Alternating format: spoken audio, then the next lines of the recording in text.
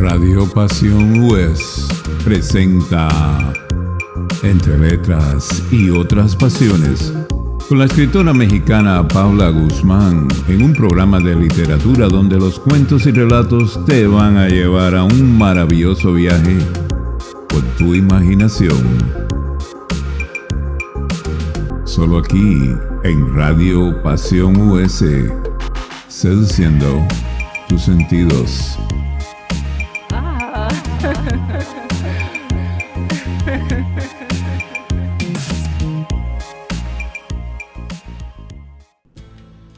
Hola, ¿qué tal? Te doy la más cordial bienvenida a tu programa Entre Letras y Otras Pasiones. Yo soy Paula Guzmán y es un gusto para mí saludarte y tener la oportunidad de leer para ti. Si no tienes tiempo o quieres aprovechar el tiempo mientras haces alguna que otra cosita, puedes escuchar en este programa diferentes historias de muchos géneros que te van a entretener, te van a gustar, vas a conocer autores diferentes y la idea es que te la pases muy bien. El día de hoy voy a compartir contigo un relato de la escritora Liz Asconia que se llama El encantador de brujas. Esta historia es perteneciente a la antología Bajo la tinta de la pasión que sacamos por medio de esta radio en un compendio con 15 autores con historias llenas justamente de muchísima pasión. 15 voces, una sola llama. ¿Qué es lo que realmente nos mueve? El amor, la vocación, el deseo de crear, de descubrir, de dejar huella. Te recomiendo mucho que te suscribas a nuestro canal de YouTube de Radio Pasión US, en donde vas a poder encontrar los 15 relatos de esta antología en una playlist especial llamada Antología Bajo la tinta de la pasión. Y ya sin demorarnos más, vamos a iniciar con esta historia de Liz Asconia. Había una regla en el reino desde que cayó la última bruja conocida. La sangre del emperador no debía mezclarse con la de nadie que hubiera adorado a esas mujeres, ni siquiera que hubiera compartido la mesa con ellas. Los viejos cuentos decían que, por muy buenos guerreros que fueran, la superstición era su punto débil, tanto que los rituales de boda les tomaban cerca de 3 años. El emperador Darío había subido al trono hacía 2 años y su ritual de boda todavía no comenzaba. Es por sus sueños, dijo mi tío, que se estaba lavando las manos en la jofaina. Bajé el peine y me miré en el espejo. Yo estaba acostumbrada a convivir con prejuicios. Mi aldea había quedado confinada a los límites del reino para que ninguno de nosotros corriera el riesgo de desposar a un pura sangre. Pero las mezclas llevaban años ocurriendo y el gobierno lo sabía. Aunque a oídos de familia imperial cierta información llegaba como rumores, como cosas que se cuentan los campesinos para que se les deje acceder a los privilegios de su sangre. Y a diferencia de la gente que adoró a las divinas, en la actualidad pocas personas podían probar sus poderes mágicos. Tenemos que actuar ahora. Mi tío se paró a mis espaldas y puso sus manos en mis hombros. No entiendo cómo pretendes que lidie con su superstición, murmuré. Si es tan manipulable como dices, cualquiera de las participantes podrá convencerlo. 5 mujeres de pura casta habían sido elegidas para entrar en el ritual de inicio. Era de belleza física, así que mi tío consideró que esa prueba podía pasarla con facilidad. A pesar de que hacía 1 milenio de la invasión que eliminara al pueblo divino y su religión, el imperio seguía asustado. Cada 10 años realizaban una purga y el terror recorría el área limítrofe de mi país. Mi pueblo estaba cansado de que se le acusara de brujería, de apostasía, de pecados que no se podían enlistar. En el archivo del imperio guardaban las historias, pero en nuestras épocas la gente había comenzado a creer que no eran más que leyendas. Los sabios, por otro lado, impartían clases en los templos para enseñar los posibles castigos a que serían sometidos si acaso caían en la tentación de la magia sasánica, esa que habían practicado las divinas. Me puse de pie para enfrentar a mi tío. Trabajaba en el palacio como consejero de los gobernadores y tenía acceso a lo que hacían los eunucos, que a su vez eran los únicos que podían estar cerca de Darío a ser el emperador. «Tu ropa está lista», señaló Maroque. Miré la túnica y vi que tenía un estilo candy que debía valer mi peso en oro. Era una túnica poco convencional para alguien como yo. «¿Estás completamente seguro de esto?». Parte de mí quería suplicarle que, en lugar de instalarme en el ritual, huyéramos lejos antes de que empezaran las siguientes purgas. Maroque se acercó a mí con un gesto que dijo más que 1000 palabras. «No se trata solo de nosotros, querida. En tus manos tienes el poder de parar estas masacres. Ya no son tiempos de persecución». Regresó al tocador y, cuando volvió, llevaba un collar de lápiz azuli en las manos. Era la última posesión de mi madre, que heredara de su madre a su vez. Algo oscuro anidó en mi corazón al recordar que las minas habían sido saqueadas. Lo que no ponían en el archivo imperial era que cada mujer, niño y anciano que hubiera portado la piedra había sido asesinado brutalmente. «Elige otro», dije, renuente a portar una joya que en tiempos antiguos hubiera sido un símbolo religioso más que una piedra preciosa. «No se supone que tengamos que demostrar estatus». Maroque se puso frente a mí, con esa expresión irresoluta en el rostro. Siempre le había costado leerme. Lo decía todo el tiempo, que mi temperamento podía causarnos problemas. Todavía no nos causaba nada de eso, pero conforme pasaban las estaciones, mi aversión por el imperio aumentaba. Cada vez que me encendían los ojos en ese dorado que podía causarme la muerte, la pasión de mi pueblo entero surgía. Pero podía estar enojada y poseer un recuerdo colectivo de la nación muerta de las divinas, y aún así no tener el valor de infiltrarme en nada más y nada menos que los aposentos del emperador. Toqué un par de cuentas y la textura me hizo arder las yemas. «Para ellos es estatus», mi tío negó con la cabeza. «Para nosotros, un amuleto». Bajé la mirada y contemplé la joya, que titiló en mis ojos. Me giré en los talones y dejé que me lo colocara, haciéndome a un lado en la larga cabellera que la criada me había peinado antes. «Tenemos que usar el descontento de los gobernadores ahora que podemos». Otra de las criadas vino, trayendo un cofre con ella. Reconocí el ajuar de mi tía cuando lo fueron extrayendo poco a poco. Frente a mí aparecieron el velo cubierto de perlas, los brazaletes de ágatas y una tiara muy particular. Al principio, cuando mi tío lo sacó de su estuche, no entendí la forma del símbolo. Tuvo que ajustarlo para que volviera al centro y entonces vi claramente una figura de plumas y serpientes que el imperio creía un lujo, pero que para nosotros significaba alma y comunicación directa con Zoroastra, la diosa madre. Verla me hizo saber que lo que iba a ocurrir era real. Dejé que me ayudaran a meterme en el pesado vestido, cuyos colores vibrantes hicieron resplandecer mi cabello oscuro. Los Acer, la familia imperial, no solían usar figuras geométricas ni ribetes plateados, pero el ajuar estaba repleto de ellos, incluso en las mangas anchas que lo conformaban. «Han dejado que los asesores elijan el color», murmuró mi tío como si hubiera podido leerme la mente. «No te quedaba ni el rosa ni el morado, y si elegíamos el oro era posible que tu sangre se manifestara». Miré mis ojos a través del espejo, mientras las dos criadas me acomodaban la tiara entre los rizos negros. Una de ellas me estudió y sus ojos brillaron en un dorado débil, síntoma de que en su sangre quedaba muy poca divinidad. Aparté mi atención y, ya vestida, caminé hacia el tocador, de donde tomé 2 botellas de perfume. Se las mostré a mi tío. Desde su lugar junto a las criadas me repasó de pies a cabeza.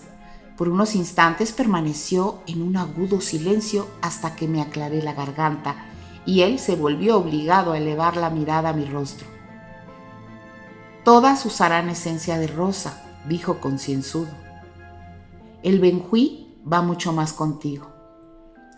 Torcí una sonrisa. Era una esencia básica para nosotros que significaba tierra.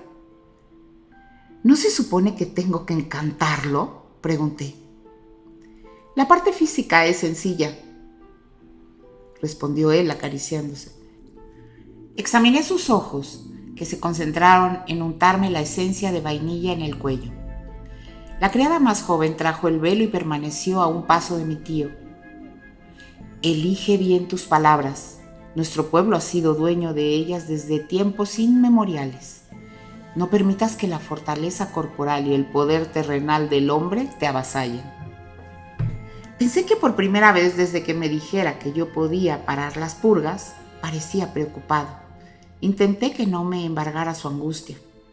Mi divinidad surgía año con más fuerza. Si hubiera una purga, tarde o temprano quedaría expuesta y nadie podría salvarme.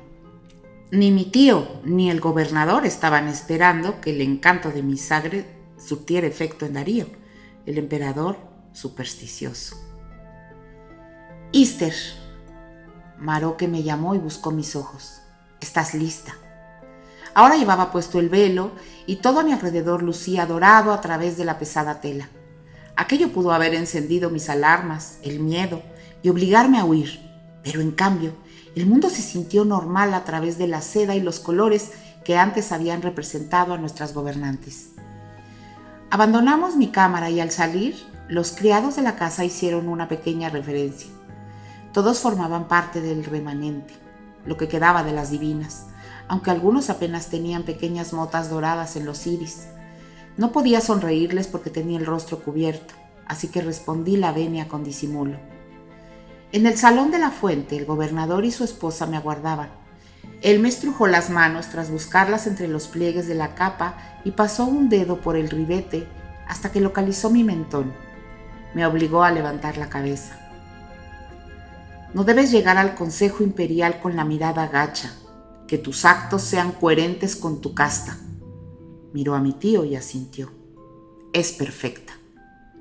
Miré por encima del hombro. Había orgullo en el semblante de mi tío, y eso encendió una llamarada de terror en mi vientre. Solté el aire por la nariz y me dejé guiar por la pequeña comitiva que se había formado. 2 guardias de palacio esperaban en el jardín de la entrada, mientras que un cuarteto de damas con atuendos más modestos suplieron los lugares de los hombres. En el templo no podían entrar los varones a menos que se desprendieran de sus partes masculinas. Las primeras pruebas estaban estrictamente realizadas por las médicas imperiales, mujeres que habían ayudado a traer a los príncipes menores y al mismo Darío hacía 32 años. El gobernador, 2 eunucos y mi tío encabezaban la comitiva. Los guardias tomaron el camino de la plaza principal y una vez que abandonamos nuestra casa. Aquello hubiera sido un espectáculo, pero las calles estaban gestionadas por guardias y unos metros adelante del monumento al viejo emperador, el abuelo de Darío, pude ver una segunda comitiva cuyas acompañantes estaban vestidas de lila. Conforme nos aproximamos al templo mayor, mi respiración se fue haciendo más pesada, hasta que tuve que hacer un esfuerzo por controlarla. Finalmente, en el templo vi a 3 comitivas más y a la gente que las escoltaba. El atrio se llenó de bullicio tan pronto el eunuco salió a pedir que la primera familia cruzara el jardín. 2 horas más tarde estaba esperando mi turno, convencida de que la muchacha ataviada de dorado sería la elegida. La mujer de lila se arrancó el velo nada más volver al atrio. El que parecía ser su tutor fue corriendo detrás de ella y pude ver que los guardias lo seguían al exterior del templo. Cuando se abrieron las puertas, vi que la muchedumbre se había amasado afuera. Un cántico sasánide sonó en el lugar y llegó a mis oídos. Sentí que la divinidad llenaba mis ojos. Cantan lo que no saben, musitó Maroque en mi oído, tal vez habiendo visto cómo se me embaraba la espalda. Tu poder no reside en canciones, querida. Asegúrate de no olvidar quién eres. Pestañeé e hice a un lado el estupor. Yo recuerdo quién soy, elevé el mentón. El eunuco llamó mi nombre. No esperé a que el gobernador o mi tío me instaran a avanzar. Hicieron conmigo lo mismo que con las otras. Vieron la forma de mi mandíbula, la suavidad de mi cabello. Una de las mujeres presentes me rodeó y observó mi cuerpo. Excelente proporción, dijo, y sus palabras me parecieron una sentencia de muerte. Tiene las caderas de linaje extinto. Fue y se sentó frente a sus libros. El padre de Darío se había casado 2 veces, la primera con una mujer que concibió pocos hijos y que murió durante un parto. Solo una hija sobrevivió a ese matrimonio, y ahora era una princesa en Arabia. La segunda era la madre de Darío y de sus 5 hermanos menores, entre los que destacaba la princesa Paris, acusada de traición por involucrarse con un ojos dorados. Pocos sabían el paradero de la descarriada princesa, pero Maroque me había dicho que estaba confinada en las torres lejanas en donde había dado a luz a un mestizo. El imperio necesita hijos leales, masculló la mujer de antes. Hijos varones, ¿podrás engendrarlos? Me pusieron el velo nuevamente. La inspección física había terminado y venía a la peor parte, mantener mi temperamento a raya. Después de relamerme los labios, repasé a los presentes. 7 mujeres y 7 eunucos vestidos con las túnicas del archivo imperial. Se suponía que toda esa gente conocía como la palma de su mano las características de las divinas. Mi cuerpo está listo. Me chocaron las palabras, pero las solté, a fin de que escucharan lo que querían oír. Si Su Alteza está listo. 2 mujeres sonrieron y bajaron las miradas. ¿Y si concibes hembras?, preguntó la vieja, la que había inspeccionado mis caderas. ¿Qué harás por el imperio si solo das a luz mujeres? Estudié las máscaras áridas del resto. Me miraban como si de verdad pensaran que yo podía decidir si el emperador engendraba en mí a un príncipe o a una princesa. El mero pensamiento fue desolador. La primera esposa del padre de Darío había muerto intentando parir a ese hijo. Yo tenía una misión. Mi tarea y mi poder no estaban en mi vientre, pero aparentemente era un vehículo. ¿Hay algo que ustedes puedan hacer para asegurarme un varón?, pregunté. La mujer alzó las cejas y luego de acallar el murmullo de las otras dijo: hay muchas cosas que podemos hacer para aprovechar tu fertilidad. Entonces, hablé segura pero temblando. Mi cuerpo está listo si Su Alteza está listo. Vuelve con tu familia, me indicó la médica. La guardia irá a buscarte si quedas elegida. Hice una reverencia y me di la vuelta con lentitud. Oí sus murmullos a mis espaldas. Hablaron de mí como los criadores hablan de sus alpacas. Pero ignoré el hervor de mi sangre y la necesidad de volverme y escupir al suelo. Aquel templo no era nuevo y no era suyo. No habían erigido ninguna religión y eran personas de fe, pues su fuerza residía en el cuerpo y sobre el cuerpo juzgaban la dignidad de la población. Mi tío y el gobernador habían decidido utilizar sus huecos para introducirme y al parecer podría funcionar. Mi mayor esperanza residía en que las otras mujeres no hubieran parecido tan fértiles ni bonitas o que se hubieran mostrado salameras hasta la falsedad. Cuando llegué con mi tío, él me apartó el velo del rostro y sonrió. Dijo que debíamos irnos a casa. El gobernador nos acompañó al té aquella noche y en el alba, 2 guardias se presentaron ante nosotros. Uno de ellos entregó un pergamino. Era la invitación a acudir al tercer ritual. Mi tío y el gobernador se miraron con sorpresa. Una vez que los guardias se retiraron, me hicieron sentar y me pidieron que no interrumpiera. Se han saltado el procedimiento de la corte, dijo el gobernador, cuya barba no dejaba de acariciarse. Tienen prisa y debe haber un movimiento. Ustedes tienen que prepararse para la noche. Será en las habitaciones de Darío. Se me calentó el rostro como si lo hubiera sumergido en agua hirviendo. Yo hervía, era un volcán.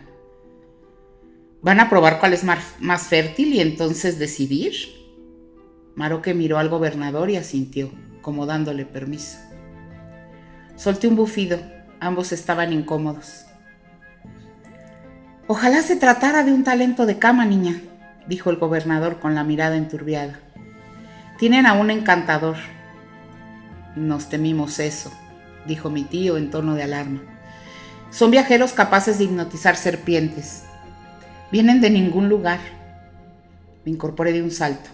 Debemos huir, vociferé. No voy a entrar en ese sitio. Easter, es tarde. Nos perseguirán a todos. Estaremos confirmando sus sospechas. Negué con la cabeza. ¿Por qué no me dijiste que esos hombres podían venir a la corte? No pueden.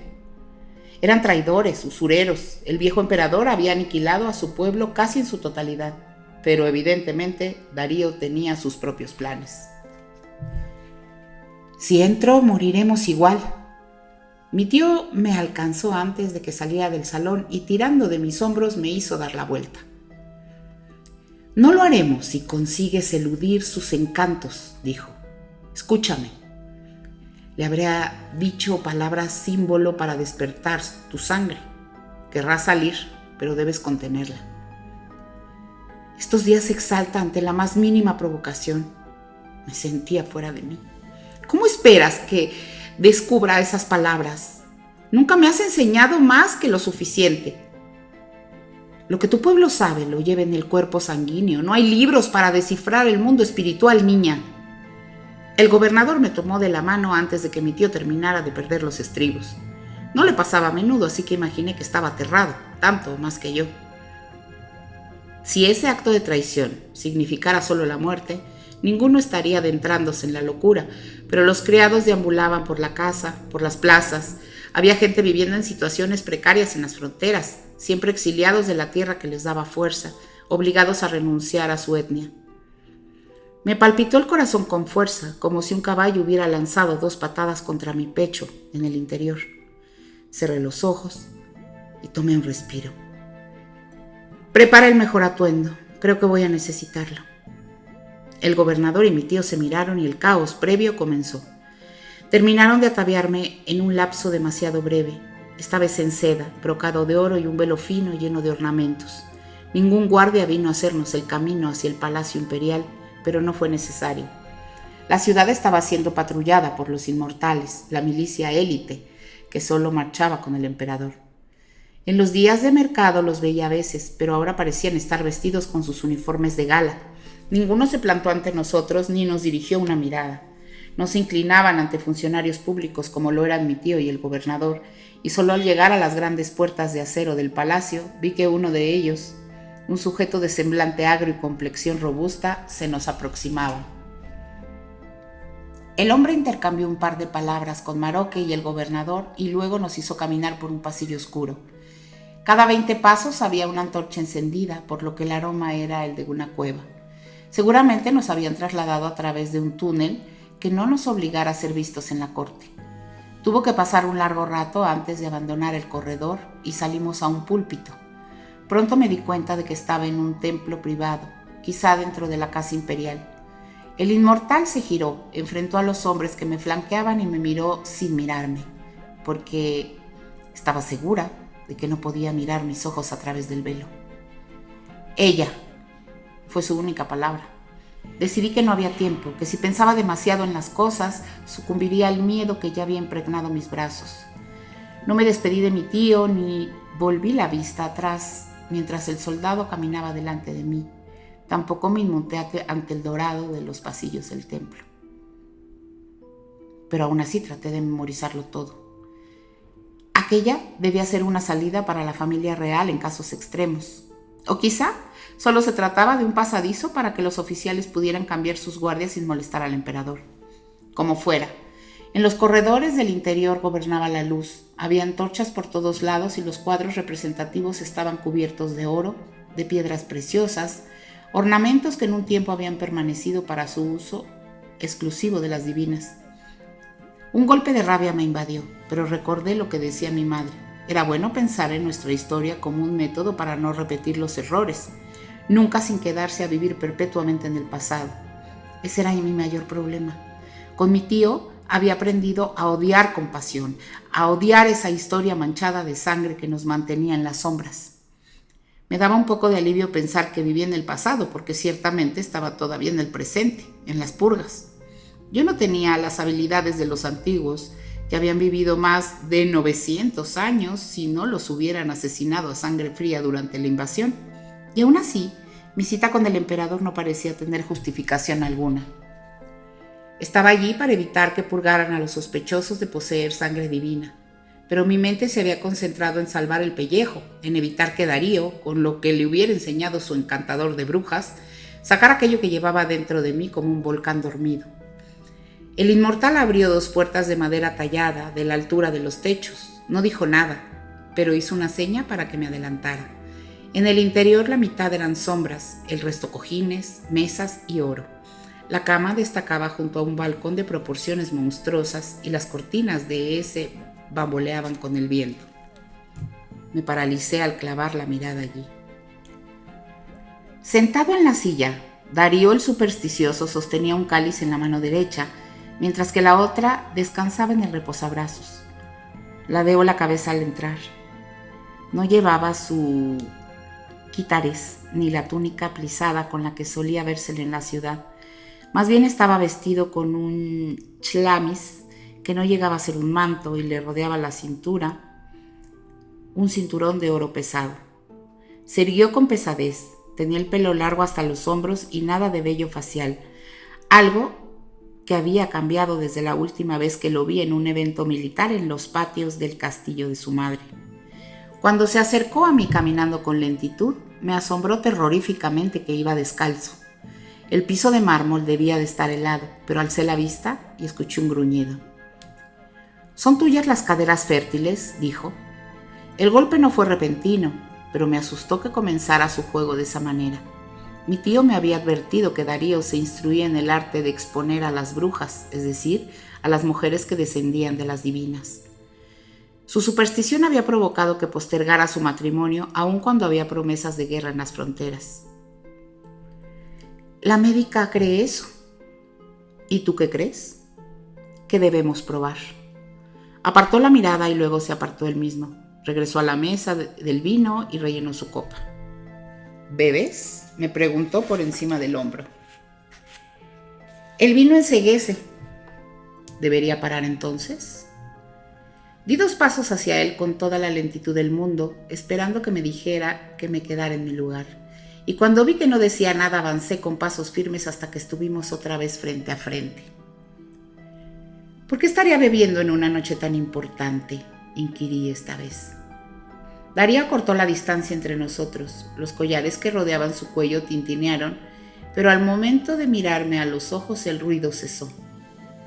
Vi que estaba hurgando en mis ojos y que quería que creyera que el vino podía darme una ventaja. «Hay algo que tengo que preguntar», dijo de la nada y agregó. «¿Shirin?». La palabra me golpeó como una bofetada, así que retrocedí un paso. Alcé la vista y sentí que los ojos se me llenaban de sangre. Shirin había sido una de las divinas, una mujer dulce de modales agradables cuyo romance con un extranjero sentó las bases de la caída de nuestro pueblo. Su trágica historia de amor quedó en la memoria de nuestra sangre y lo supe cuando mi cuerpo, controlado por la reminiscencia, dijo: «Khsrob». Darío entornó la mirada. Se echó todo el contenido del cáliz en la boca y con una gota resbalando por su barbilla me dijo a la espalda: «Las otras 2 son comunes», espetó. El encantador dijo que Shirin renegó de su pueblo para poder casarse con Khsrob, ¿es verdad? ¿Por qué cree que lo sabría? No podía moverme. Él se sentó en la cama, las cortinas cubriéndolo por ratos. Era una figura tan seductora como la promesa de una vida eterna, cuyo pago sería el infierno. De pronto se incorporó y llegó a mí en 2 zancadas. Había dejado la copa junto a la cama, así que usó las 2 manos para quitarme el velo. Lo dejó caer al suelo y escudriñó mis facciones. Posó su dedo pulgar en mi labio inferior y lo separó. ¿Mi descendencia tendrá tus ojos? Su voz sonó a algo más que una pregunta. Era duda, miedo tal vez. ¿Qué estás sugiriendo? Que eras una divinie, recalcó. Los hay por todos lados, ¿no? Intenté leer su expresión, pero era impasible. Los escribas han hecho mucho para excluirlos de los libros, musitó casi con pereza, pero basta con cabalgar hasta la frontera y hacer un par de preguntas. Ellos nunca bajan al pueblo, no se mezclan con el vulgo. Curvó una ceja y con la mano izquierda me levantó el mentón. Tú y tu gente no son más peligrosos que los que ejecutaron a mi hermana, aquellos que tienen a mi madre presa de los prejuicios. Me hizo ladear la cabeza como si quisiera ver cada rincón de mi alma. Dime, si detengo las purgas, ¿tu gente se pondrá de mi lado? Entreabrí los labios. Darío retrocedió y acercó una silla. Luego de sentarse se inclinó y sus collares quedaron a mi vista. Había un sinfín de amuletos, para la salud, para la virilidad, para todo, y también el ojo de las divinas. Es el emperador. ¿Por qué necesita a gente normal de su lado? Suspiró. Ustedes no son gente normal, espetó la voz enronquecida. Mis gobernantes están complotando en mi contra. Se reúnen con encantadores de brujas y serpientes y me ponen apodos. No pude decir nada, pero miré alrededor esperando que apareciera un inmortal a decapitarme. Eso no sucedió, y Darío continuó su discurso. Estoy solo en medio de mi gobierno y mi familia morirá igual que tu pueblo. ¿Estaba esperando que hubiera una divina entre las aspirantes? Sabía que habría una, dijo, todo rencor, porque mis capitanes llevan 3 años vigilando a los gobernadores y sé que uno de ellos convenció a un escribano de ofrecer a su sobrina. Sacudió la cabeza y se mesó el largo cabello. En estos rituales no puedo preguntar nombres, necesitaba descubrirla. Lo rodeé hasta quedar a sus espaldas. Él habló sin volverse, recargando todo su peso en la silla. Parecía fatigado. ¿Qué espera que haga? Usted tiene el control aquí. ¿Lo tengo? Sonrió, aunque no se oía divertido. ¿Es Darío, el emperador? Darío, el supersticioso. Se rió. Contuve la respiración un tanto a sabiendas de que con lo siguiente me jugaba la vida y la de mi gente. Darío, el encantador de brujas. El silencio fue ensordecedor, pero él terminó poniéndose de pie y me siguió hasta que la parte trasera de mis rodillas pegó contra las sábanas de la cama. El viento seguía soplando. 1000 años atrás, Shirin había entregado su amor a un extranjero y su error nos había condenado a la muerte. Ahora un descendiente de ese extranjero estaba condenado a repetir sus pasos. Haz tu parte y yo haré la mía. Es una promesa. Esbocé una sonrisa temblorosa. ¿Por qué debería confiar en usted? Levantó el velo del suelo y se lo llevó a la nariz. Aspiró profundamente antes de entregármelo y reponer. Yo no soy Khrushchev. Sabía que de alguna manera tenía que conseguir abandonar el castillo, así que tomé una decisión. Darío volvió a quitarme el velo y con delicadeza me lo puso. Acarició el símbolo de Favarar, la divina, que se arrojó de la cúpula para que los secretos de su medicina murieran con ella. Sentía que el corazón y el alma abandonarían mi cuerpo, pero a pesar del miedo, el poder de mi sangre, de mis ancestras, bullía por mí, todo en torrente sanguíneo. En ese momento Darío sujetó mi mano. Sus anillos estaban fríos, pero sus dedos eran cálidos. Y cuando me guió a la salida, el inmortal que nos había recibido me miró por primera vez. No me había cubierto los ojos con el velo, por lo que era seguro que podía ver su color dorado. Reúne a los gobernadores, murmuró. Yo mismo les daré la noticia. Salimos al corredor. Al acercarnos a la bifurcación, el guardia esperó a unos pasos de distancia y Darío se volvió, elevándome la mano hasta posar los labios en mis nudillos. Todavía no entiendo En los días que siguen van a atacarme de diferentes formas, desde el interior y el exterior. Le hizo una señal inmortal.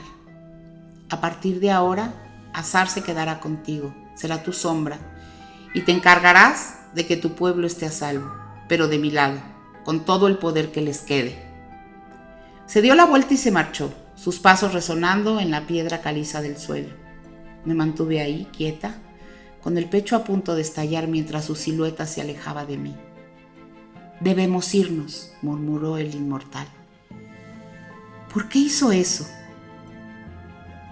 Azar escaneó el corredor, quizá buscando a Darío, pero para mi fortuna respondió: no le teme a las brujas. Nos echamos a andar de regreso por el mismo túnel, aunque esta vez las sombras y el aroma no tenían el peso del miedo ni el color de la sangre. Pues este fue el relato del encantador de brujas de la escritora Liz Asconia, que puedes encontrar en la antología Bajo la tinta de la pasión, que está disponible en todas las plataformas de Amazon. Y te cuento que cada cierto periodo la ponemos de manera gratuita para formato digital, y puedes encontrar el audiolibro completo en una playlist especial en el canal de Radio Pasión US. Y ahora te voy a hablar un poquito de la escritora de este hermoso relato. Liz Asconia es una autora mexicana de novela de romance, fantasía y terror. Comenzó a publicar sus trabajos en la plataforma en línea Wattpad y en la actualidad muchas de sus obras se encuentran autopublicados en Amazon Kindle. Entre sus novelas más populares están El color del infierno y Espectros, con las que consiguió una comunidad de lectoras que le impulsaron a escribir otros géneros. Es también redactora y correctora de profesión. Trabaja desde su casa, donde puede pasar tiempo con sus gatos y ocupándose de su jardín. Además, escribe en un blog en el que comparte los conocimientos que ha ido adquiriendo en su carrera. La puedes buscar en Instagram como @leer.melismas con Z, o en su web resenaliz.com, o en Wattpad @lizquo_. Quiero agradecerle su participación en esta antología y agradecer que nos haya permitido compartir con ustedes este relato. Les recomiendo que vayan a buscarla. Si eres escritora y no sabes quién te puede corregir el libro, pues qué te digo, que ella es extraordinaria para esto de la corrección de textos. Además de una gran escritora, es una chica lindísima, excelente persona. Búscala en sus redes, síguela, busca sus libros en Amazon y seguramente va a tener novedades muy pronto. Muchas gracias, Liz, te mando un beso enorme. Y muchas gracias a ustedes. Ya saben que este programa es para entretenerlos, para que nos vayamos de viaje por medio de la imaginación en diferentes historias.